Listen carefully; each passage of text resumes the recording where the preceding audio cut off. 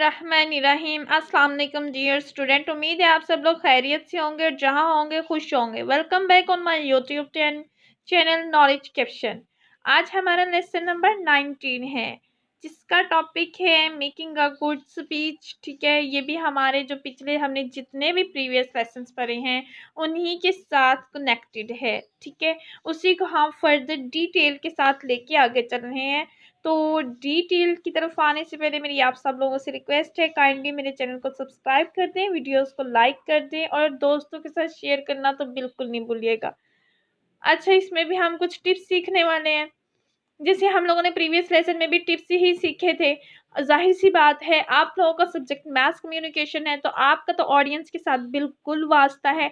Audience ही आपकी field है, field work में आपको निकलना है या कोई भी आपको इस फील्ड में आगे जाना है तो आपका ऑडियंस के साथ बिल्कुल राब्ता है। ऑडियंस ही की वजह से आपकी फील्ड है। तो इसी में भी हम लोग ये टिप्स सीखने वाले हैं कि हमें एक अच्छी स्पीच कैसे बनानी है। तो इसमें भी हमें कुछ बातों का ख्याल रखना बहुत ज़्यादा ज़रूरी है, कुछ चीज़ों का हमारे ज़हन में होना बहुत ज़्यादा ज़रूरी है। जैसे पहला पॉइंट इसका बताया गया है, keep your audience in mind. Right,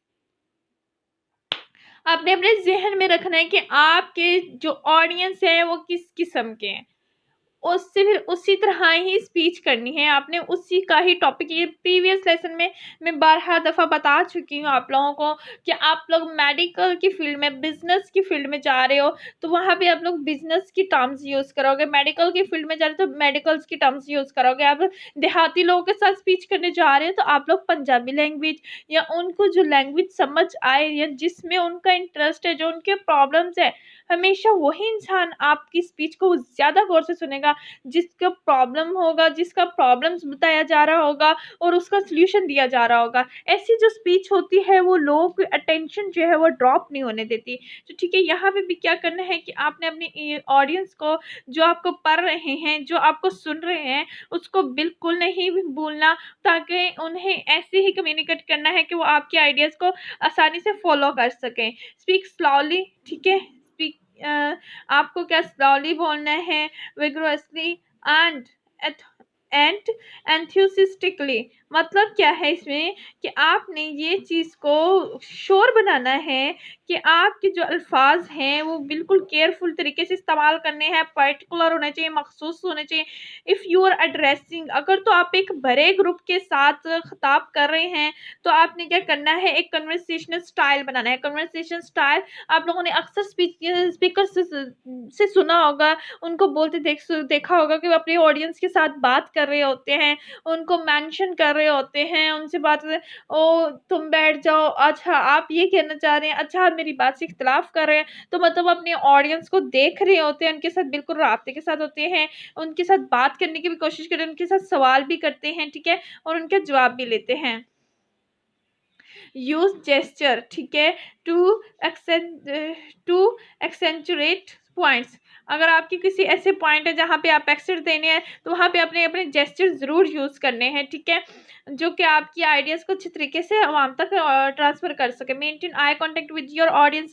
ये हम लोग प्रीवियस लेसन में हर टॉपिक में पढ़ते जा रहे हैं कि हमें आई कांटेक्ट मेंटेन रखना है ताकि हम अपनी ऑडियंस पे तवज्जो रख सकें, आया कि वो हमारी बात को सुन रहे हैं, इख्तिलाफ़ कर रहे हैं, या फिर वो हमारी बात के हाँ में हाँ मिला रहे हैं। तो जब तक आप आई कांटेक्ट नहीं रखेंगे, आपने ये देखना है कि लोग आपकी बात को सुनी अनसुनी करें। आई कांटेक्ट, आंखें बोलती हैं।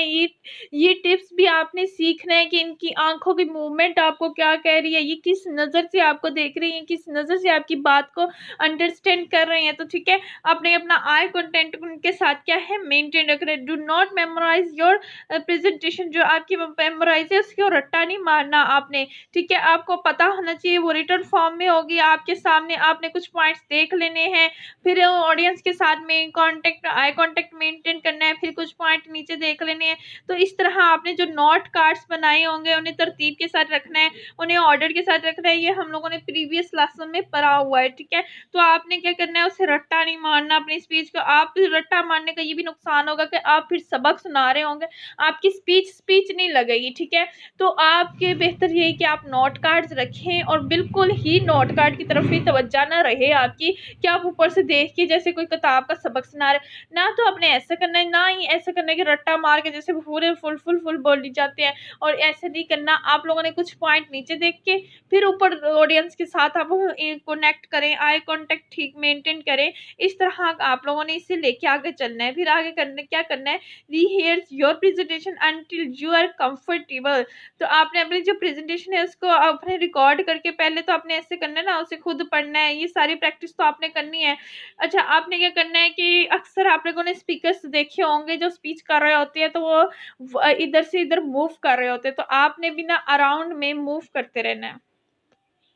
टीचर लेक्चर दे रहा होता है, कुछ तो टीचर्स होते हैं वो डाइस के सामने ही खड़े रहते हैं, डाइस पे खड़े रहते हैं, लेकिन कुछ टीचर्स होते हैं जो अराउंड करके लेक्चर दे रहे होते हैं, इधर से उधर जा रहे होते हैं, इधर से उधर जा रहे होते हैं, और स्टूडेंट्स पे भी इनकी पूरी नज़र होती है। तो कुछ स्पीकर्स भी ऐसे होते हैं जो राउंड करते हैं और इन इधर से उधर देख रहे होते हैं, और अपनी जो प्रेजेंटेशन होती है उसे वेल बनाते हैं। अच्छा जी, फिर है कि rephrase idea that are difficult for you to say, ऐसा आइडिया जो आपके लिए डिफिकल्ट है, this will likely be hard for your audience to follow. तो जाहिर है जो आपके लिए डिफिकल्ट है तो वो आपकी ऑडियंस के लिए भी हार्ड होगा कि उसे फॉलो कैसे किया जाए। Be sure to time your presentation so that it does not exceed the time limit. ठीक है, keep your presentation as short as possible. आपने अपने प्रेजेंटेशन में ज़्यादा से ज़्यादा इंफॉर्मेशन इतनी नहीं डाल देनी कि लोग पिछला भूलते जाए और आपकी अगली बात सुनते जाए। आपने अपनी जो प्रेजेंटेशन है, अपनी जो स्पीच है, उसको लिमिटेड, पर्टिकुलर, ठीक है, मखसूस भी होनी चाहिए, लिमिटेड भी होनी चाहिए, इन शॉर्ट भी होनी चाहिए, आपके सारे पॉइंट्स भी उसके अंदर आ जाने चाहिए। लेकिन ये कि जितना पॉसिबल हो उसे शॉर्ट रखे, जितनी छोटी बात होगी उतनी लोगों के ज़हनों में अच्छी तरह बैठेगी। ठीक है, आपने अवॉइड करना है इंफॉर्मेशन ऐड करने में जो आपने प्रिपेयर कर लिया, बस ठीक है।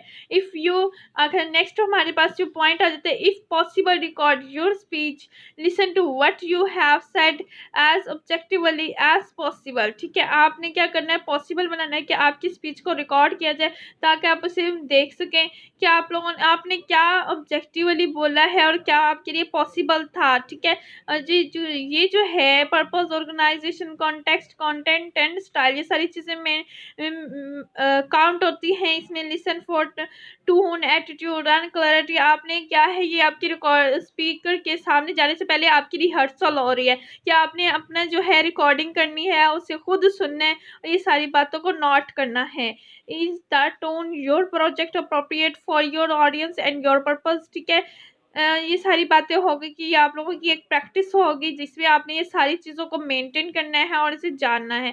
उसके बाद है if possible become familiar with the room. ठीक है, अब क्या है कि आपके रोम के साथ फैमिलियर बनना है। When you will give the presentation so that you will have some sense about how loudly you should talk and how people will be seated। अब आपने जब स्पीच देनी है, अपनी आपने रिकॉर्डिंग करनी है, तो आपने इस बात को मेन जहन में रखना है कि लोगों का आपके साथ डिस्टेंस कितना है। जाहिर सी बात है, एक क्लास में अगर 50 लोग, क्लास में 50 स्टूडेंट बैठे हुए हैं या 30-40 स्टूडेंट बैठे होते हैं, तो आप डाइस पे जाएंगे तो आप थोड़ी सी वॉइस लाउड करेंगे। अगर क्लास में सन्नाटा होगा तो लोग आराम से आपको सुन सकेंगे। तो आपने अपनी जो पिच है वॉइस की, जो रेट, फिर अपने पीछे हम लोगों ने 4 कैरेक्टरिस्टिक्स देखे थे ना वोकल क्यू के, तो उसमें हम लोगों ने क्या देखा था कि हम लोगों ने पिच, वैल्यू, रेट, ठीक है, टोन, ये सारी चीज़ें देखी थी। तो इन सब चीज़ों को आपने उसी तरीके से लेके चलना है जैसे आप लोगों ने प्रीवियस लेसन में सीखा था।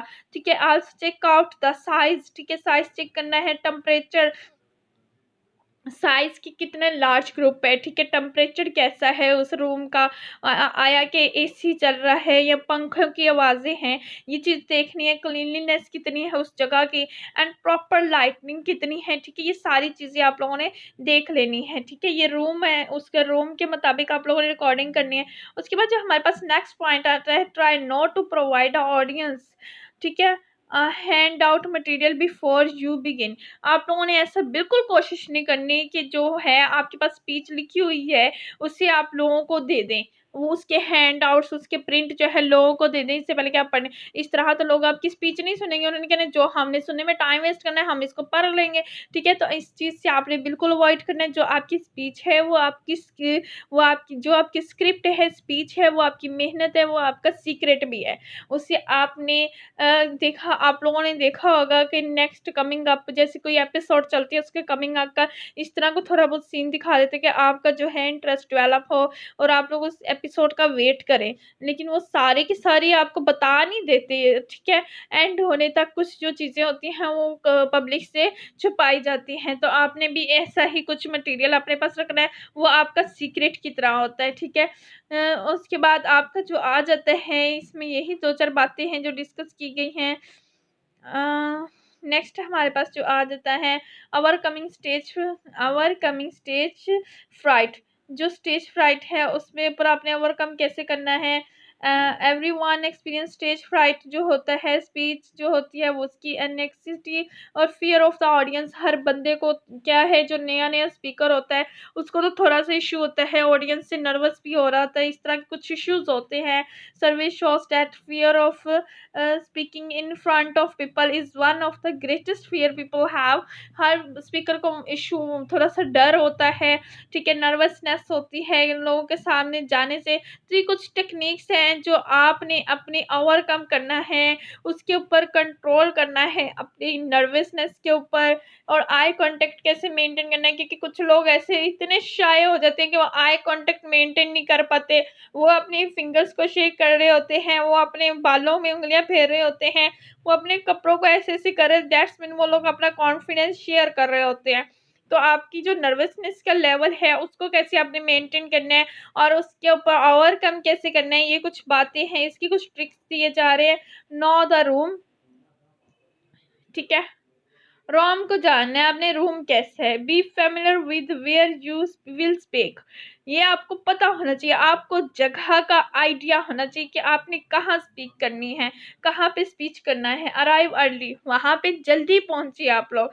ये सबसे पहला पॉइंट है आपके पास। Walk around the speaking area, उस एरिया के जहाँ पे खड़े होकर आपने स्पीच करनी है उसके इर्द गिर्द आपने चक्कर लगाने हैं, घूमना है। Practise using the microphone and any visuals aids, ठीक है?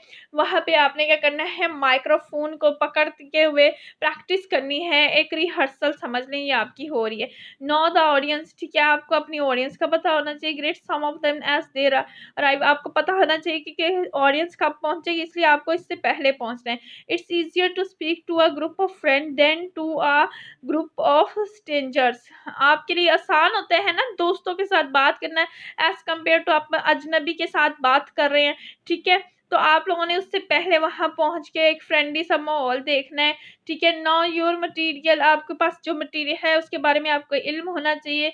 If you are not familiar, ठीक है, अगर तो आप मशहूर भी नहीं है और are uncomfortable word with it, ठीक है, your nervousness will increase। Practice your speech and revise it if necessary। अगर आप बिल्कुल न्यूली हैं तो आपकी कंफर्टेबल भी नहीं है तो आपको प्रैक्टिस करनी है। Practice makes a man perfect. जितनी आप प्रैक्टिस करते जाएंगे उतनी आपकी आवाज़ भी खुलेगी, आपकी स्पीच भी अच्छी होगी। जिस हद तक ज़रूरी हो उस हद तक प्रैक्टिस करें। रिलैक्स इस टेंशन बाय डूइंग एक्सरसाइजेज, ठीक है? आपने एक्सरसाइज करनी है और खुद को रिलैक्स रखने की कोशिश करनी है। उसके बाद realise yourself giving your speech. आपने क्या करना है कि अपनी रिकॉर्डिंग करवानी है किसी से कह के, आपने खुद स्पीच करनी है और किसी से कहना है कि वो आपकी रिकॉर्डिंग करें। सबसे कॉन्फिडेंस लाने का ये सबसे बड़ा ट्रिक है, मैं आपको दे रही हूँ। प्रैक्टिकल लाइफ में भी ऐसा होता है, आपने फील्ड में जाना है, आपको रिपोर्टिंग करनी है, आपने 20 लोगों के सामने जाना है, 20 सैकड़ों हज़ारों लोगों के सामने जाना है, आपको कैमरा फेस करना है। तो उसका एक ही टेक्निक है आपके पास कि आप अपनी वॉइस को रिकॉर्ड करें और फिर उसको खुद सुने। आप खुद को जब खुद को देखेंगे, खुद के सामने आएंगे, खुद की रिकॉर्डिंग को देखेंगे तो आपके अंदर ये चीज़ बहुत ज़्यादा कॉन्फिडेंस लाएगी और आपने इसको बार बार इसको प्रैक्टिस को दोहराते रहना है, ठीक है? तो आपने अपने आप को क्या करना है, विजुअलाइज करना है, ठीक है? उसके बाद realise that people want to succeed. आपने देख रियलाइज करना है कि लोग आपको कामयाब देखना चाहते हैं। तो आपने इसके लिए क्या करना है, audience want you to be interesting, stimulating, informative and entertaining.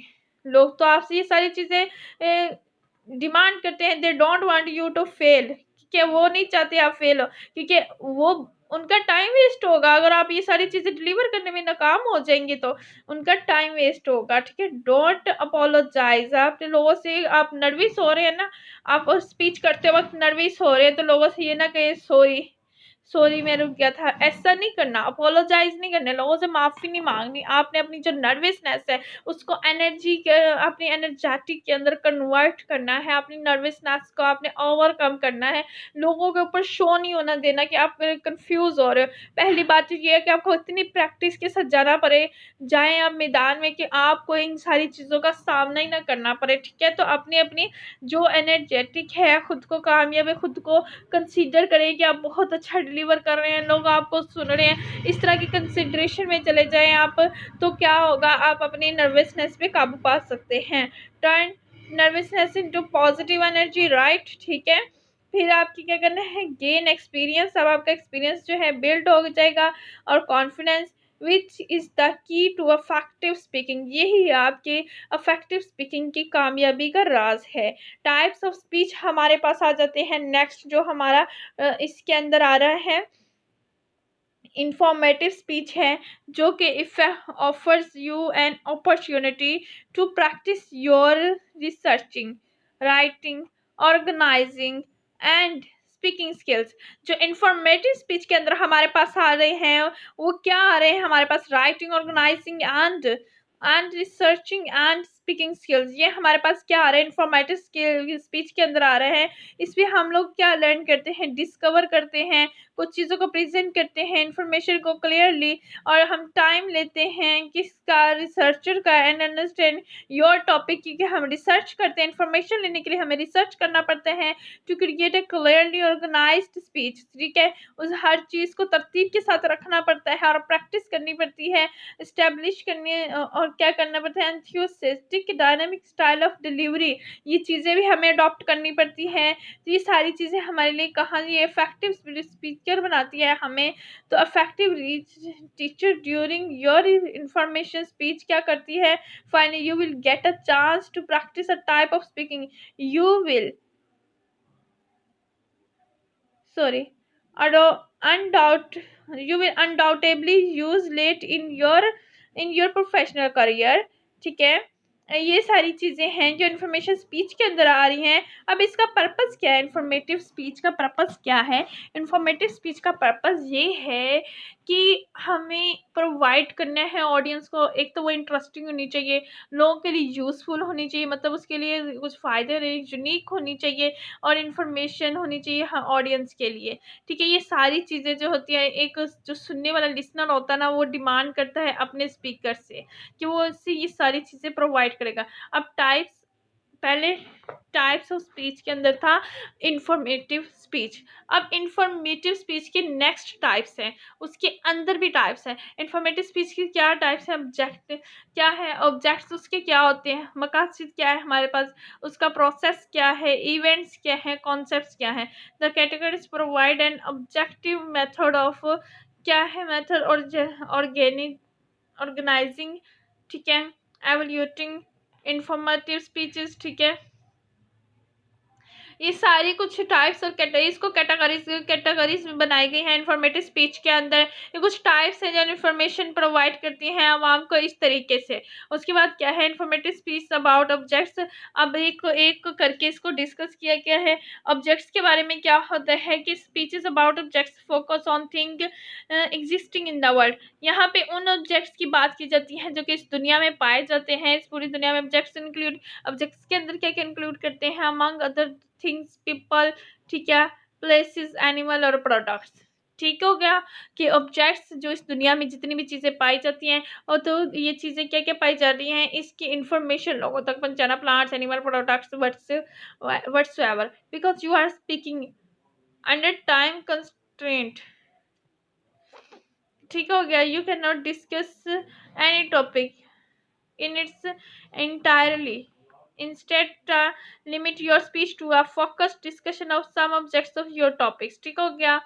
अच्छा जी, उसके बाद क्या है हमारे पास इंफॉर्मेटिव स्पीच अबाउट प्रोसेसेस। अब इसमें प्रोसेसेस क्या होगा, इसमें क्या आता है पैटर्न ऑफ एक्शन, जो हमारा एक्शन है उसका पैटर्न क्या होना चाहिए, सबसे पहले कौन सी इन्फॉर्मेशन आ रही है, उसके बाद कौन सी, उसके बाद कौन सी इन्फॉर्मेशन शेयर करनी है लोगों के साथ। ठीक हो गया। इसमें प्रोसेस आ रहा है हमारे पास जो कि डेमोन्स्ट्रेशन स्पीच टीचर। ठीक हो गया, वही सारी बातें हैं जो आप लोगों को इसके अंदर पैटर्न के साथ डिस्कस करनी है, मेन बात जो हमारे पास है। अच्छा, इसमें आगे इवेंट्स था।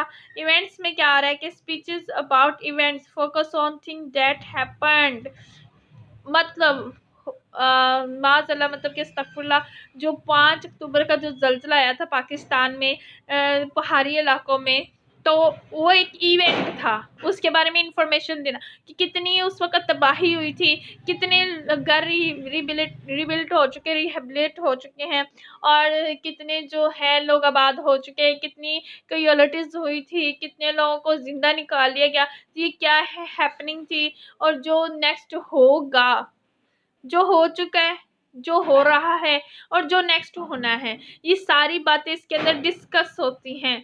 ठीक है, ये क्या है हमारे पास इवेंट्स आ रहा है। इवेंट्स में ये सारी चीज़ें हमारे पास होती हैं, जो इवेंट्स टेक प्लेस हुए होते हैं, हो रहे हैं, और जो होने वाले होते हैं, इस बारे में जो सारी बात होती है। यहाँ पे हमें हिस्ट्री भी देनी पड़ती है, वो मैंने आपको बता दिया कि आपको हिस्ट्री बतानी पड़ेगी, जो काम हुआ है, जो हो रहा है। फिर इंफॉर्मेटिव स्पीच अबाउट कॉन्सेप्ट, यहाँ पे कॉन्सेप्ट क्या है, focus on belief ideas and theories. ठीक हो गया कि आपको यहाँ पे अगर आप कॉन्सेप्ट के बारे में बता रहे हैं तो आपको बिलीव्स आइडियाज और थेरीज के बारे में पता होना चाहिए, जो स्पीकर बता रहा है वहाँ के लोगों का बिलीव्स क्या है, थेरीज क्या है, और ये सारी चीज़ें। उसके बाद क्या आ जाते हैं about project process and events are fairly concrete. ठीक हो गया।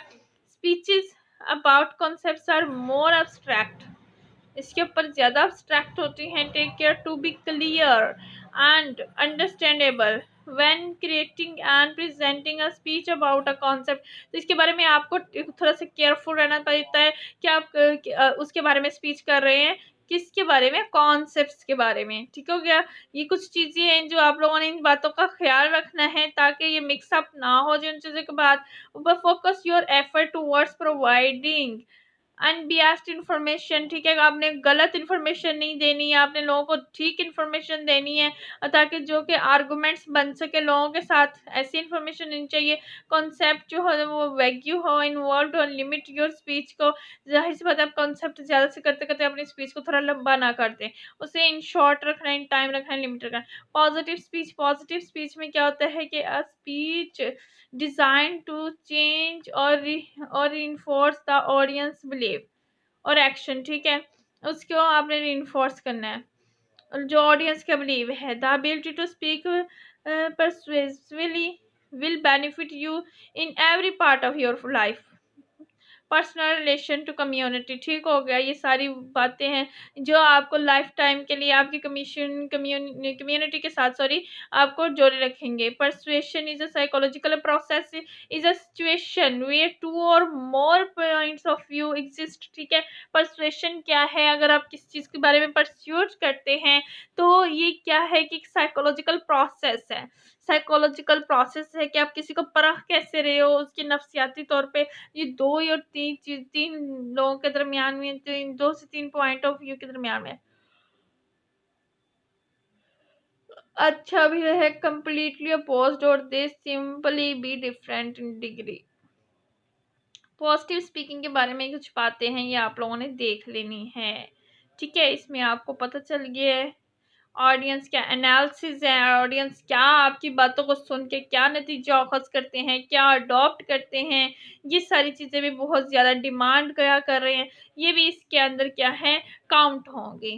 ठीक है, नेक्स्ट हमारे पास जो आ रहा है, अब हमारे पास आ रहा है kind of persuasive speech. Persuasive, अब लोगों ने हमें जांच लिया अब किस तरह की उसकी परसुएशन है। अब इसमें क्या आ गया, क्वेश्चंस ऑफ फैक्ट्स, जो रियलिटी है, फैक्ट्स है, उसके बारे में सवालात होंगे।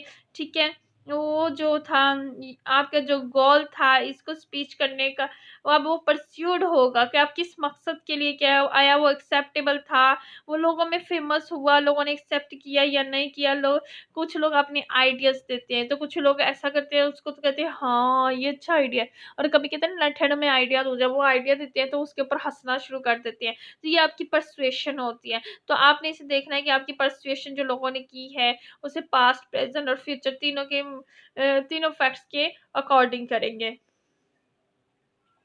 फिर वैल्यू के बारे में क्वेश्चंस होगा। इसमें क्या आ जाता है कि question about the worth, rightness, morality है, मोरालिटी क्या है हमारी, and so forth of an idea और एक्शंस जो आ रहे हैं। Your goal in this speech is to persuade us to agree with your value and judgements. जो हमारी जजमेंट है उसके साथ आया एग्री करते हैं, जो इशू हमारे पास आए हैं, जजमेंट किसके साथ डील करती है, रिलेटिव वर्थ ऑफ थिंग्स, ठीक है, गुड और बैड, राइट और wrong. You must justify your opinion by establishing standard by which we can measure the issue. ठीक हो गया कि हमारी जो जजमेंट है इन सारे फिर ये स्टैब्लिश होगी जब हम इन सारी चीज़ों के दरमियान में इसे रख के इश्यूज के दरमियान रख के मैयर करेंगे। फिर opinion of questions of policy है, पॉलिसी के बारे में क्वेश्चंस हो गए कि वेदर जो हमारी स्पेसिफिक कोर्स ऑफ एक्शन था शुड और should not be taken your goal in this speech. ठीक हो गया, ये सारी जो है ये लोगों की परसुएशन है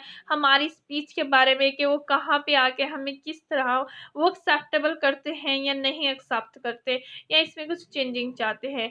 अच्छा, ऑर्गेनाइजिंग परसुएसिव स्पीचेस में क्या आ जाएगा, प्रॉब्लम टू सॉल्यूशन। पहले मैंने आप लोगों ने जब हमने थीसिस का टॉपिक और थीसिस स्टेटमेंट पढ़ा था उसमें बॉडी और में हम लोगों ने ये पढ़ा था कि सबसे पहले हम लोगों ने पॉइंट आउट करने हैं कि यहाँ के प्रॉब्लम्स ये हैं, देन हम लोगों ने उनको सोल्यूशन सजेस्ट करने हैं, और 2 से 3 सोल्यूशन हम लोगों ने लाजमी सजेस्ट करने हैं। तो पहले क्या करना है, प्रॉब्लम को आइडेंटिफाई करने के आया दिस इज अ प्रॉब्लम और इसे सॉल्व ऐसे करना है। फिर क्या है, कंपैरेटिव एडवांटेजेस है कि हर एक पॉइंट का explain why a speaker solution to a problem is, ठीक है, प्रेफरेबल। क्या आपने ये बताना है कि अगर हम प्रॉब्लम का सॉल्यूशन क्यों प्रेफरेबल है, क्यों प्रेफर करते हैं और इसका प्रॉब्लम एग्जिस्ट करता भी है कि नहीं करता। Motivated sequence, good for speech that seek immediate action. आपकी स्पीच इतनी अच्छी होनी चाहिए कि लोग हम फौरन से पहले इसके सोल्यूशन की तरफ आ जाए। प्रिंसिपल ऑफ परसुएशन, हम परसुएशन के बारे में पूछ रहे हैं, परख के बारे में पूछ रहे हैं, पढ़ रहे हैं सॉरी। तो पीछे हम लोगों ने इसके बारे में कुछ क्वेश्चंस पढ़े, अब फिर हम लोगों ने इसके बारे में क्या पढ़ा था, ऑर्गेनाइजिंग पढ़ा था, और अब हम पढ़ने जा रहे हैं प्रिंसिपल। इसके कुछ प्रिंसिपल असूल कैसे होते हैं वो हमें अपने माइंड में रखने पड़ते हैं। लाइक द चेंज बिहेवियर में क्या आएगा कि the preposition ask for a small change rather than a large change. ठीक हो गया, हमारी जो प्रिंसिपल है हमेशा हमें छोटे प्रॉब्लम के बारे में पूछना चाहिए, ना कि बड़े। trying one vegetarian meal rather than becoming total vegetarian. जो है एक मतलब कि एक एग्जांपल दी गई है, एक वेजिटेरियन को आप कह दो कि मील जो खाता है उसे कहें वेजिटेरियन खाने का भी कहें। ठीक है, ये नहीं कि अब उसको कह दें कि टोटल वो वेजिटेरियन ही खाए। तो ये छोटा प्रॉब्लम है, आपने बड़े प्रॉब्लम से अवॉइड करना है। उसके बाद जो नेक्स्ट प्रिंसिपल है, the change will benefit then more than it will cost them. ठीक है, जो उसके ऊपर कॉस्ट आ रही है उसके ऊपर consider the cost to be और to the audience in terms of money, time, commitment, energy and skill. आपने उनको ऐसा सोल्यूशन बताना है जो उनकी आपने कंसीडर करना है, देखना है कि आपके सामने के बैठे हुए लोग कितना कुछ स्पेंड कर सकते हैं, कितना कुछ एक्सपेंस को अफोर्ड कर सकते हैं। इन सारी चीज़ों को देख के आप लोगों ने इसको चेंज करना है, आपके बेनिफिट्स को।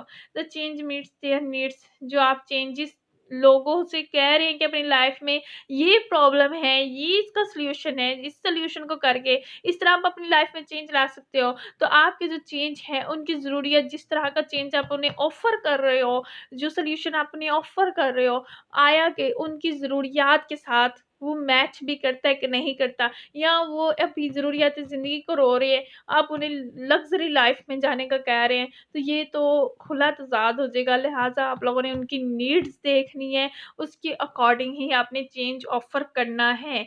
Needs very in different communities, in different schools, ठीक है? एंड इन डिफरेंट इंडिविजुअल्स, हर एक की नीड्स जो है डिफरेंट कम्युनिटी की डिफरेंट है, डिफरेंट स्कूल्स की डिफरेंट कम्युनिटी, हर एक की नीड्स जो है दूसरे से मुख्तलिफ होती है। फिर से just change in approach gradually in the talk, ठीक है? आपने टॉक के दौरान ही जस्ट करना होता है, move from argument which the audience will find most acceptable to those which the audience will find more difficult to accept. आपने उनके साथ ऐसे बातचीत करनी है कि वो जहाँ भी डिफिकल्टीज फाइंड कर रहे हैं, उन्हें मुश्किलात लग रही है, वो आपसे डिस्कस करके उसे सॉल्व करने की इस सिचुएशन में आ सकें, राइट? ये कुछ प्रिंसिपल थे जो आपने लोगों को उनकी लाइफ में प्रॉब्लम्स को आइडेंटिफाई करने के बाद चेंज लाने का कहना है। तो ये कुछ प्रिंसिपल्स थे, इसके अकॉर्डिंग ही आप चेंज ऑफर कर सकेंगे, राइट? उसके बाद जो हमारे पास आ रहा है सेरेमोनियल स्पीचेस में क्या है कि सच स्पीचेस आर ट्राइब्यूट्स। जो इस तरह के स्पीचेस होते हैं ट्राइब्यूट्स होते हैं, एक्सेप्टेंस होते हैं, इंस्पायरेशन होते हैं after dinner and master of ceremonials, ठीक है? ये मास्टर्स माने जाते हैं सेरेमोनियल्स के। तो ये था हमारा आज का टॉपिक, जिसमें हमने बहुत से ट्रिक्स सीखे हैं कि हमें एक इफ़ेक्टिव और अच्छा स्पीकर किस तरह बनना है, कि हमारी स्पीचेस के कुछ फ़ायदे भी हों, जिससे लोगों का लाइफ़स्टाइल चेंज हो, उनके प्रॉब्लम सॉल्व हों।